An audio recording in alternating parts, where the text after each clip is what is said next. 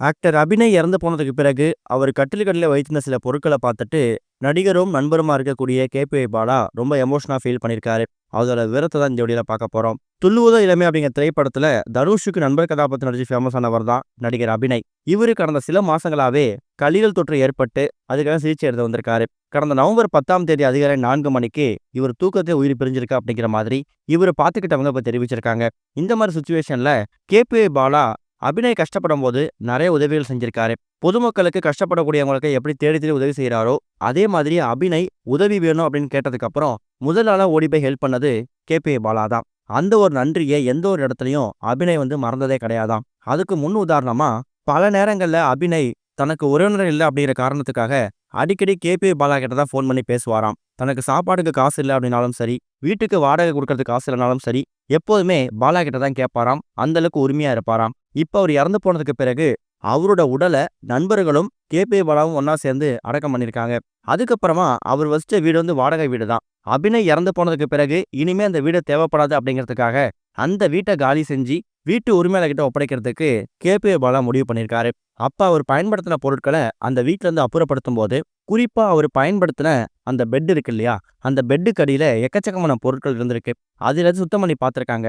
அதுல எக்கச்சக்கமான புத்தகங்களும், கேபி பாலா கூட அவர் எடுத்துக்கிட்ட ஃபோட்டோஸும் இருந்திருக்குதாம். அதே மாதிரி கேபி பாலா யார் யாருக்கு என்ன உதவிகள் செஞ்சிருக்காரு, இதுவரைக்கும் எவ்வளோ பணம் குடுத்திருக்காரு அப்படிங்கிற விஷயத்த எழுதி, ஒரு பெரிய ஹிண்டாவும் அந்த கட்டில்கள்ல பத்திரப்படுத்தி வச்சிருக்காரு. இத எடுத்து பார்த்துட்டு கேபி பாலா ரொம்ப எமோஷனா ஃபீல் பண்ணியிருக்காராம். கேபி பாலா கூட அபிநய் எடுத்துக்கிட்ட அந்த ஃபோட்டோவுக்கு பின்னாடி, என்றும் உங்கள் அன்புடன் சொல்லி, கேபி பாலாவுக்கு இவர் கையெழுத்து போட்ட மாதிரி ஒரு ஃபோட்டோவையும் தான் ஒரு பரிசா குடுத்திருக்காராம். அவரு இறந்து போனதுக்கு பிறகு இந்த பொருட்கள பார்த்துட்டு, இப்படிப்பட்ட ஒரு அன்பு அபிநய் தான் மேல வச்சிருக்காரு அப்படிங்கும்போது, கேபி பாலாவுக்கு பேசறதுக்கு வார்த்தைகளே வரலையாம். கதறி கதறி அழ ஆரம்பிச்சுட்டாராம். இது ஒரு பக்கம் இருக்க, முழு நேர அரசியல்வாதியா மாறிக்கக்கூடிய தளபதி விஜய் அவர்கள் இப்ப ஜனநாயகன் திரைப்படத்துல பிஸியா நடிச்சு வந்துட்டு இருக்காரு. இந்த படத்துக்கான போஸ்ட் ப்ரொடக்ஷன் ஒர்க் இப்ப தீவிரமா நடந்து வந்துட்டு இருக்குது. ரீசெண்டா கூட தளபதி கச்சேரி அப்படிங்கிற பெயர்ல இந்த படத்துக்கான ஃபர்ஸ்ட் சிங்கர் ரிலீஸ் பண்ணியிருந்தாங்கல்ல.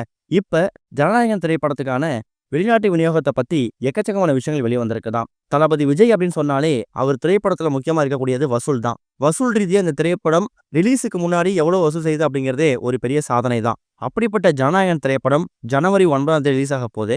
அதுக்காக இந்த திரைப்படத்துக்கான ப்ரீ புக்கிங்க ஸ்டார்ட் பண்ண போறாங்களாம். குறிப்பா வெளிநாட்டு உரிமைய ஒரு பிரபலமான நிறுவனம் 75 கோடி ரூபாய் கொடுத்து வாங்கியிருக்கிறதாவும், அந்த திரைப்படத்த எல்லா உரிமையாளர்களுக்கும் 100 கோடி ரூபாய்க்கு விற்க போறதாவும் தகவல் கிடைச்சிருக்குதாம்.